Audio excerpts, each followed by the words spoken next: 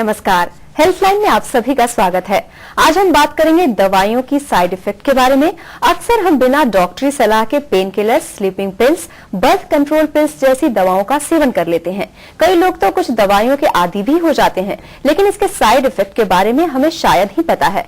आखिर क्या हो सकते हैं दवाइयों के साइड इफेक्ट? अगर आप भी इस बारे में कोई जानकारी चाहते हैं तो हमें कॉल करें अपनी टीवी स्क्रीन पर फ्लैश हो रहे नंबर्स पर। ये नंबर्स है 01725043-863, 01725043-865। दवाइयों के साइड इफेक्ट्स के बारे में बातचीत करने के लिए आज हमारे स्टूडियो में मौजूद हैं पीजीआई चंडीगढ़ से दवाइयों के विशेषज्ञ और फार्माकोलॉजी डिपार्टमेंट के additional professor doctor Sameer Malhotra. Doctor Sameer, हमारे स्टूडियो में आपका स्वागत है। डॉक्टर समीर, सबसे पहले ये बताइए कि बिना डॉक्टरी के सलाह के दवा लेना कितना सही है? देखिए, जब हम दवा की बात करेंगे तो हमें दवा में मैं जो हमारी मेडिसिन है वो भी डालूंगा, और जो और टाइप्स की मेडिसिन जैसे होम्योपैथी, आयुर्वेदा, वो भी दवा ही है, लोग सब लेते हैं जी। तो कुछ ऐसी हालत हो सकती है कि पेशेंट खुद ब खुद दवा ले ले जी। जैसे जुकाम हो गया तो कुछ फीवर जैसा, बुखार जैसा लग रहा है, तो उसके लिए एक गोली पैरासीटामोल की ले ली। इसको हम अपनी भाषा में इसको कहते हैं ओवर द काउंटर ड्रग्स। कि आप ओवर द काउंटर, आप केमिस्ट के पास जाते हो, आप बोलते हो कि हाँ थोड़ा जुकाम है, उसकी एक कोई गोली दे दी जी। पर इंडिया में आप कोई भी दवा ओवर द काउंटर खरीद सकते हो, ये एक बहुत बड़ी प्रॉब्लम है, और इस पर सरकार काफी सोच भी रही है कि हाँ इसका क्या किया जाए। पर जब बहुत सारी और चीजें हैं जिसमें हमें खुद अपने आप से दवाई नहीं लेनी चाहिए, उसमें भी जब पेशेंट लेते हैं तो उससे काफी सारे प्रॉब्लम्स आ सकते हैं जो कि सीरियस भी हो सकते हैं, जिसके लिए कि फिर आप पेशेंट को हॉस्पिटल भी जाना पड़ सकता है, इतने सीरियस तक हो सकते हैं जी। कई बार ऐसा होता है कि सबको तो वो साइड इफेक्ट नहीं आते हैं जी, पर कुछ % लोगों को ही आएंगे, उसमें कुछ प्रतिशत लोगों को आएंगे। जब उनको, जो बाकियों को नहीं आते हैं, लोगों को लगता है कि हम भी ले लें, कुछ नहीं होगा, उसने भी तो खाई थी जी। किसी से सुना के ले लेते हैं पर एक्चुअल में ऐसा करना नहीं चाहिए जी। काफी सारी ऐसी सिचुएशंस हैं जिसमें खुद ही पेशेंट लेते तो हैं, पर ना ले तो बेहतर है। डॉक्टर समीर, जैसे कि आपने कहा कि बहुत सारी ऐसी सिचुएशन है जिसमें लोग दवा खुद ही ले लेते हैं, कौन कौन सी ऐसी दवाएं हैं जो कॉमनली लोग यूज कर लेते हैं? सबसे कॉमन तो जो यूज होता है, जो दवा होती है जो पेन के लिए यूज करते हैं जी। जब ये पेन वाली जो दवाएं हैं, यही बुखार भी कम करती हैं जी। तो ये जो भी दवाई है, जैसे पैरासीटामोल है, आइबुप्रोफेन है, ये बहुत कॉमनली लोग लेते हैं जी। डिक्लोफेनाक है, ये भी बहुत लोग लेते हैं। ये बुखार भी कम करती हैं, दर्द भी कम करती हैं। तो ये इनका सॉर्ट ऑफ 2 एक्शन है, तो इस करके इनको बहुत कॉमनली लोग लेते हैं जी। देखिए, 1 या 2 गोली ले ली तो इसका ऐसा नुकसान नहीं है जी। पर उसमें भी कैसा ऐसा है कि जैसे एस्प्रिन है जो भी लोग लेते हैं जी। अब जैसे बच्चे को जुकाम है, उसमें उसने एस्प्रिन खा ली तो उसको बहुत सीरियस साइड इफेक्ट हो सकता है, जिसको रेय सिंड्रोम कहते हैं, जिसमें कि काफी नुकसान भी हो सकता है जी। इसी तरह से जो पैरासीटामोल है, 1 गोली खाने से ऐसा कुछ आप ले सकता है पेशेंट, पर अगर ज्यादा लेंगे तो उसमें जो बॉडी का लिवर है उस पर इफेक्ट आता है। डॉक्टर समीर, इस बारे में हम बात करते रहेंगे। कुछ कॉलर हमारे साथ जुड़ गए हैं, देखते हैं उनकी समस्या क्या है। हेलो। हाँ जी, आप अपना नाम बताइए और आप कहाँ से बोल रहे हैं? प्रेम ठाकुर, शिमला कोटखाई से बोल रहा हूँ। जी प्रेम ठाकुर जी, आप अपना सवाल पूछिए डॉक्टर समीर से। मेरा सवाल ये है जी प्रेम ठाकुर जी, आप अपना सवाल पूछिए। प्रेम ठाकुर जी, पहले आप अपनी टीवी की वॉल्यूम को कम कर दीजिए, फिर सवाल पूछिए। हाँ जी, आप अपना सवाल पूछिए। मेरा सवाल मैडम ये है जी, जैसे, हाँ जी, जैसे कईयों को। प्रेम ठाकुर जी, हम आपको सुन रहे हैं, आप अपना सवाल पूछिए। लगता है कॉल कट हो गया। जैसे कि हम बातें कर रहे थे कि किस तरह के साइड इफेक्ट्स होते हैं, बहुत सारे, जैसे आपने कहा है कि पेन किलर्स वगैरह के साइड इफेक्ट्स। अगर कोई पेन किलर खाता है, ज्यादा खाता है, तो उससे क्या क्या हो सकता है? जो पैरासीटामोल है, जैसे मैंने बताया, वो लिवर पे खराब असर करती है। जो बाकी वाली हैं, आइबुप्रोफेन और एस्पिरिन या डिक्लोफेनाक, वो किडनीज पे असर करती हैं। ये तब होता है जब कोई पेशेंट बहुत सालों तक ये दवा खाता रहता है। जैसे जो आर्थराइटिस के मरीज होते हैं वो काफी सालों तक ये दवा खाते रहते हैं, तो उनसे उनकी किडनी पे काफी खराब असर पड़ सकता है, किडनी फेल तक हो सकती है।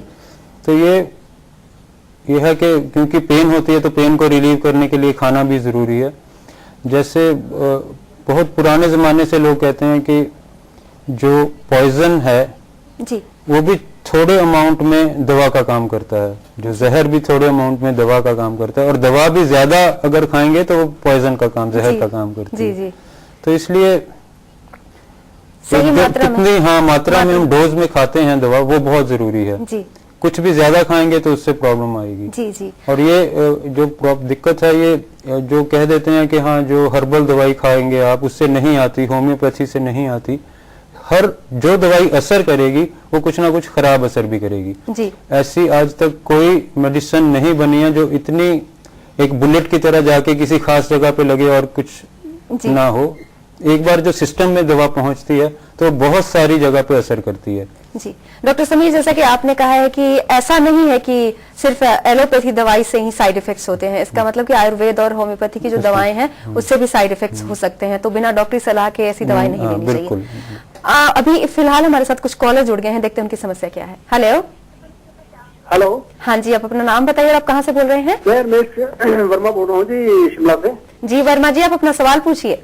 हाँ, एक्चुअली मेरे मदर इन लॉ है कि नाक से खून चलता रहता है, बहुत इलाज करा दिया पर वो रुकता ही नहीं है। जी हेलो। हाँ जी। शिमला से बोल रहा हूँ जी, रमेश वर्मा। जी आपका सवाल हमने सुन लिया। रमेश जी का ये कहना है कि उनकी मदर इन लॉ के नाक से खून बहता रहता है, वो रुकता नहीं है। देखिए, वैसे तो हम दवाओं के जो खराब असर है उस पर बात करने के लिए बैठे हैं। जो नाक से खून बहने के कई सारे रीजन हो सकते हैं। जैसे बच्चों में तो सबसे कॉमन रीजन होता है कि उनके नाखून नहीं कटे होते हैं। तो आपके तो मदर इन लॉ बड़े हैं, हमें मानना चाहिए कि उनके नाखून तो कटे होंगे। नाक में ड्राइनेस होने से भी खून आता है, जब भी कोई उंगली डाल देता है नाक में।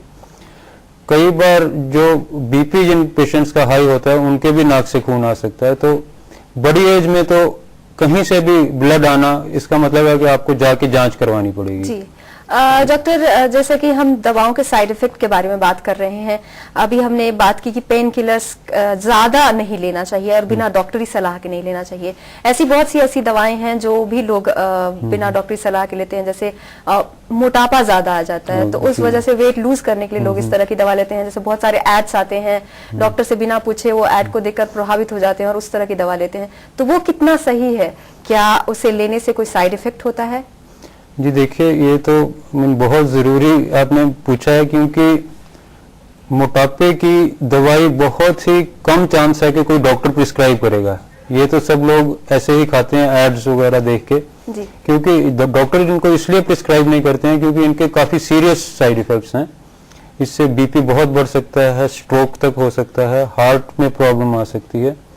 तो ये दवाएं तो कोई डॉक्टर रिकमेंड ही नहीं करता है। अभी भी मोटापे के लिए बहुत ही कम दवाएं हैं जो पूरे दुनिया में लोग खाते हैं जी। तो इसलिए इनको तो बिल्कुल नहीं लेना चाहिए। अगर बहुत ज्यादा मोटापा है तो आपको डेफिनेटली एंडोक्रिनोलॉजिस्ट के पास जाके पेशेंट को दिखलाना चाहिए। जी डॉक्टर, हमारे साथ कुछ कॉलर जुड़ गए हैं, देखते हैं उनकी समस्या क्या है। हेलो। हाँ जी। हाँ जी, अपना नाम बताइए और आप कहाँ से बोल रहे हैं? सत श्री अकाल जी, मैं राजगढ़ से बोल रहा हूँ, गुरदीप सिंह। जी गुरदीप जी, आप अपना सवाल पूछिए डॉक्टर समीर से। सवाल हमारा ये है जी कि डॉक्टर साहब बोल रहे हैं कि प्रेस्क्रिप्शन के बगैर दवाई नहीं लेनी चाहिए जी। तो आजकल जो डॉक्टर्स की फीस है वो इतनी ज्यादा हो गई है कि अगर हम डॉक्टर के पास जाते हैं तो उतने की दवाई नहीं होती जितने की वो फीस ले लेते हैं। तो जैसे कोई माइनर है, जैसे किसी का सिर है या फ्लू है, जो ऐसे कोई घरेलू उपचार कर लेते हैं या कोई ऐसे ही जो दवाई है काउंटर पर जैसे डॉक्टर साहब बोलते हैं वो ले लेते हैं। तो ऐसे मेरा तो ख्याल है कि ठीक है कि टू मच नहीं लेकर लेना चाहिए। जो माइनर प्रॉब्लम है उनके लिए ले लेनी चाहिए, कोई माड़ी गल नहीं है। अदरवाइज डॉक्टर्स पर कंट्रोल सरकार को करना चाहिए, वो फीसें थोड़ी सी घटाएं तो लोग क्यों लेंगे ऐसे। देखिए, सरकारी हॉस्पिटल में तो पीजीआई में अभी भी 10 रुपए की पर्ची बनती है और उसी पे ही और हमारे यहाँ तो फेमस है कि बिना जरूरत के दवा लिखता ही नहीं है कोई, डॉक्टर नहीं लिख के देगा, पेशेंट को कहेंगे आपको दवा की जरूरत ही नहीं है, अनलेस आपको सच्ची में जरूरत हो दवा नहीं लिख के देंगे, कहेंगे कि आप ऐसे ही ठीक हो जाएंगे। और मैंने पहले ही कहा था कि 1-2 दिन के लिए आपको जैसे जुकाम नजला कुछ हुआ है तो आप 2 दिन 3 दिन देख सकते हैं, पर उसमें जब आप जो अगर घर में आपके कोई ऐसा पेशेंट है जिसको जुकाम नजला है, उसमें कोई दवा नहीं है जो जुकाम नजला को ठीक कर सकती है। आपके जो सिम्टम है उसको कंट्रोल किया जा सकता है इन टाइप कुछ दवा लेके, पर ठीक कोई कुछ नहीं कर सकता कोई दवा। 5-7 दिन जुकाम नजला ठीक होने में लगेंगे ही लगेंगे, तो उसमें आप दवाई खाएं या ना खाएं। और पर यह है कि पेशेंट को आपको वॉच ऑब्जर्व जरूर करना चाहिए। अगर आपको लगे कि उसकी तबीयत खराब हो रही है तो फिर उसको हॉस्पिटल ले जाना चाहिए और डॉक्टर के पास ले जाना चाहिए। डॉक्टर हमारे साथ कुछ और कॉलर जुड़ गए हैं, देखते हैं उनकी समस्या क्या है। हेलो। Hello hello. हाँ जी, आप अपना नाम बताइए और आप कहाँ से बोल रहे हैं? हाँ, विजय बोल रहा हूँ जी, मैं नंगल से। जी विजय जी, आप अपना सवाल पूछिए डॉक्टर समीर से। हाँ डॉक्टर साहब, मेरी बात यह है कि जो गांव में है, ज्यादातर इंडिया की जो पॉपुलेशन है वो गांव में ही है। जी जी विजय जी। विजय बोल रहा हूँ नंगल से। जी जी विजय जी। हाँ, ये बात यह है कि जो इंडिया की पॉपुलेशन है वो ज्यादा गांव में रहती है। विजय जी हम आपको सुन रहे हैं, आप बोलते रहिए। हाँ, जो गांव में रहती है तो इसलिए जो मतलब जो हमारे यहाँ कोई पैरास्टामोल या क्रोसिन वगैरह जो गांव में डॉक्टर वगैरह है, जो झोला छाप डॉक्टर बोलते हैं जिनको, ठीक है ना, उनसे ले ली या आप अपने आप को मतलब ले ली तो उससे तो कोई मतलब वो तो एक ही बात है, ठीक है ना। अगर हम किसी हॉस्पिटल हमारे पास नहीं है तो मतलब हम मतलब कैसे उसका उपचार हो, और नजदीक डॉक्टर उसको मत दिखाएं, ठीक है, और सिटी का हॉस्पिटल भी साथ में नहीं है, फिर क्या करें, उसका क्या हाल हो सकता है? पेन किलर तो लेना ही पड़ेगा, फ्लूकोड की गोली लेनी पड़ेगी, वो जो इनो वगैरह जो मतलब जो भी दुकानों पे जो मिलता है तो लेना ही पड़ेगा, मतलब मजबूरी वो तो बन जाएगी। देखिए पीजीआई में केरला से भी पेशेंट आते हैं, कश्मीर से भी आते हैं और बिहार से भी आते हैं, उत्तर प्रदेश से भी आते हैं, तो नंगल तो कुछ खास दूर नहीं है। बस सबसे जरूरी है कि कोई ऐसा सियाना बंदा होना चाहिए जो मरीज को देख के बता पाए कि हाँ उसकी तबीयत पहले से खराब तो नहीं हो रही, बस इतना चीज देखना है। जुकाम है, नजला है, 90% ऑफ द टाइम 90% पेशेंट्स में खुद ठीक हो जाएगा, कुछ नहीं होगा, 90% से भी ज्यादा। अगर आप कुछ नहीं देंगे, चाय वाय पी ली बस ऐसे घरेलू नुस्खों से। पर जो आप फ्लूकॉट कह रहे हैं, अगर तो मैंने ठीक सुना तो इस टाइप की दवा तो बिना प्रिस्क्रिप्शन के बिल्कुल नहीं लेनी चाहिए। आप पैरासीटामोल 2 दिन खा सकते हैं, उसमें कोई दिक्कत नहीं है, वो भी लॉन्ग टर्म लंबी देर के लिए नहीं खाना चाहिए। पर जो दवा का आप नाम ले रहे हैं वो तो बिना प्रिस्क्रिप्शन के कभी नहीं खाना चाहिए, उसके तो बहुत सीरियस साइड इफेक्ट्स हैं। डॉक्टर हमारे साथ कुछ और कॉलर जुड़ गए हैं, देखते हैं उनकी समस्या क्या है। हेलो। गांव में ऐसा। हेलो हेलो, लगता है कॉल कट हो गया। डॉक्टर जैसे कि इन लोगों की ये समस्या बता रहे हैं कि वो पास में हॉस्पिटल नहीं है, लेकिन डॉक्टरी सलाह बहुत ही जरूरी है, क्योंकि जैसा कि आपने बोला कि बिना डॉक्टरी सलाह के दवा लेना काफी गंभीर हो सकता है, गंभीर समस्या पैदा कर सकता है। हम बात कर रहे थे कि वेट लूज करने के बारे में हमने बात की, उसके बाद जो स्लीपिंग पिल्स है वो भी काफी आम है लोगों में, तो काफी थक जाते हैं, उनको नींद नहीं आती है, तो स्लीपिंग पिल्स लोग ले लेते हैं, उसका कितना साइड इफेक्ट है? देखिए उसका जो सबसे बड़ी प्रॉब्लम है कि जब तक तो पेशेंट वो लेता रहता है नींद की गोली, तब तक उसको नींद आती रहती है। जैसे ही वो बंद करता है तो उसकी नींद भी गायब हो जाती है, उसको एंजाइटी हो जाती है, वो ठीक से काम नहीं कर पाता है, फिर उसको लेने के लिए फिर से वो गोली खानी पड़ती है, तो ऐसे उसको आदत सी पड़ जाती है, तो वो इन दवाओं के बिना रह नहीं पाता। फिर ये आदत बढ़ते बढ़ते या तो वो कुछ और भी दवा लेनी शुरू कर सकता है, जैसे एडिक्शन वाली जो होती हैं, अल्कोहल पीना, शराब पीनी शुरू कर सकता है। और इसके लिए जो नींद की दवा है वो कभी भी 1 या 2 हफ्ते से ज्यादा लगातार नहीं लेनी चाहिए, और उसको प्रिस्क्रिप्शन के बिना, जैसे ऐसा होता है कि आप कहीं बाहर के शहर में गए, वहां आपको थोड़ा माहौल डिफरेंट है, होटल में आप ठहरे हैं या किसी के घर गए हैं, थोड़ा शोर है, तो आप एक गोली खा ली, उसमें कोई ऐसी प्रॉब्लम नहीं है।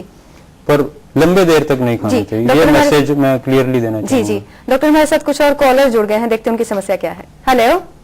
हाँ मैडम। हाँ जी, आप अपना नाम बताइए और आप कहाँ से बोल रहे हैं? हाँ, उत्तम गोस्वामी जोधपुर राजस्थान से बोल रहा हूँ मैडम। जी जी गोस्वामी जी, आप अपना सवाल पूछिए। हाँ मैडम, जो डॉक्टर साहब बता रहे हैं वो बिल्कुल सही है। और ये मैं एक चीज पूछना चाहता हूँ कि हमारे यहाँ राष्ट्रीय कार्यक्रम चलते हैं, जैसे पल्स पोलियो है, अभी 15 अक्टूबर को चला था डी वार्निंग प्रोग्राम। जी तो डी वार्निंग के अंदर डी वार्निंग टेबलेट अल्बेंडाजोल जो 400 mg है, तो वो सभी बच्चों को दे रहे हैं, और जिसमें किसी में बीमारी है या नहीं। तो और बाद में क्या करेंगे, ये कार्यक्रम इतना लंबा खींचेंगे कि पल्स पोलियो की तरह से हमारे यहाँ से पूरी तरह से पल्स पोलियो खत्म हो गया है। तो इस तरह से मैडम हर बच्चे को बिना कोई टेम्परेचर के और बिना सावधानी के सभी स्कूलों में ये कंपलसरी किया जा रहा है। तो क्या ये सही है मैडम?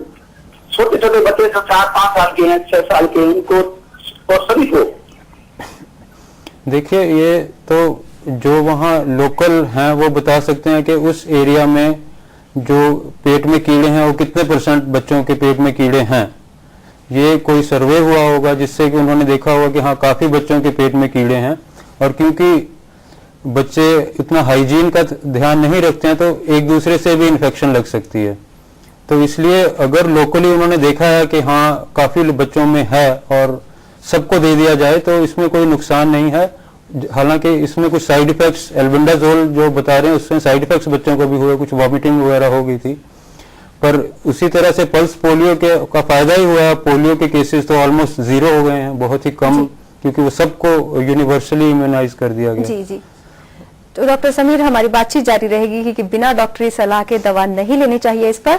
फिलहाल हम रुक रहे हैं छोटे से ब्रेक के लिए। ब्रेक के बाद भी दवाइयों के विशेषज्ञ और फार्माकोलॉजी डिपार्टमेंट के additional professor doctor Sameer Malhotra आपके सवालों का जवाब देंगे। आप बने रहें हमारे साथ। हेल्थ लाइन में ब्रेक के बाद आप सभी का स्वागत है। हमारी फोन लाइंस खुली हैं।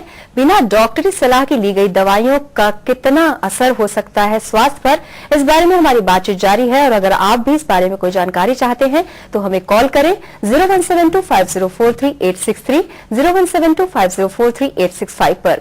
डॉक्टर, हम बात कर रहे हैं कि बिना डॉक्टरी सलाह के दवा लेना कितना हानिकारक हो सकता है। एंटीबायोटिक्स लोग बगैर डॉक्टर से सलाह लिए भी ले लेते हैं, उसका कितना असर हो सकता है स्वास्थ्य पर?